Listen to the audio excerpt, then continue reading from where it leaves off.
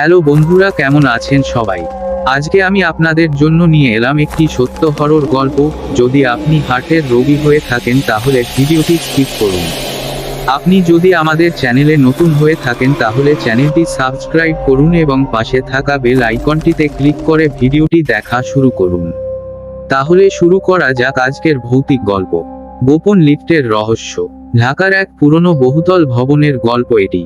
ভবনটি তৈরি হয়েছিল ব্রিটিশ আমলে এবং বহু বছর ধরে বিভিন্ন অফিস ও বাসস্থান হিসেবে ব্যবহৃত হয়েছে। লোকমুখে শোনা যায়, ভবনের 13তম তলার একটি লিফট রহস্যময়। কেউ কখনো সেই লিফট ব্যবহার করে সুস্থভাবে ফিরে আসেনি।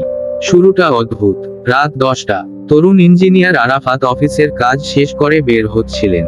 লিফটে উঠতে গিয়ে লক্ষ্য করলেন, লিফটের বোতামগুলো ঝলমল করছে, অথচ পুরো বিল্ডিং ফাঁকা, কোনো নিরাপত্তাকর্মীও নেই।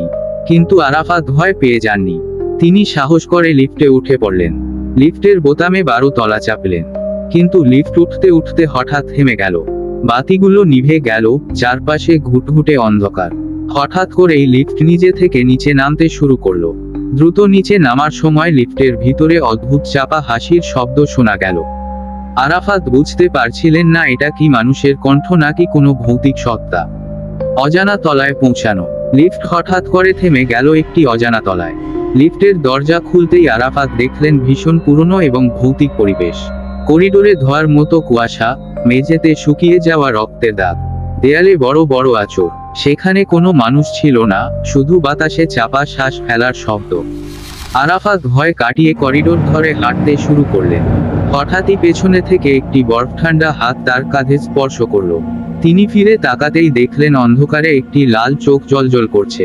সেই চোখের মালিক একজন অর্ধচা মানুষ, যার মুখ থেকে ছড়াচ্ছিল ভয়ঙ্কর গন্ধ।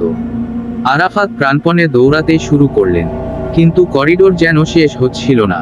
পেছনে থেকে সেই অদ্ভুত কণ্ঠে কেউ বলছিল, এখান থেকে কেউ ফিরে যেতে পারে না। তারপর থেকে আরাফাতকে আর কখনো খুঁজে পাওয়া যায়নি। তো বন্ধুরা, কেমন লাগলো গল্পটি তা অবশ্যই কমেন্ট করে জানাবেন। আর আমার প্রিয় ভাই এবং বোনেরা, আমার ইউটিউব চ্যানেলটি সাবস্ক্রাইব করবেন এবং আপনাদের বন্ধুদের কাছেও শেয়ার করবেন। আজকের জন্য বিদায় নিলাম। ভালো থাকবেন, সুস্থ থাকবেন এবং ভূতচিন থেকে সাবধান থাকবেন।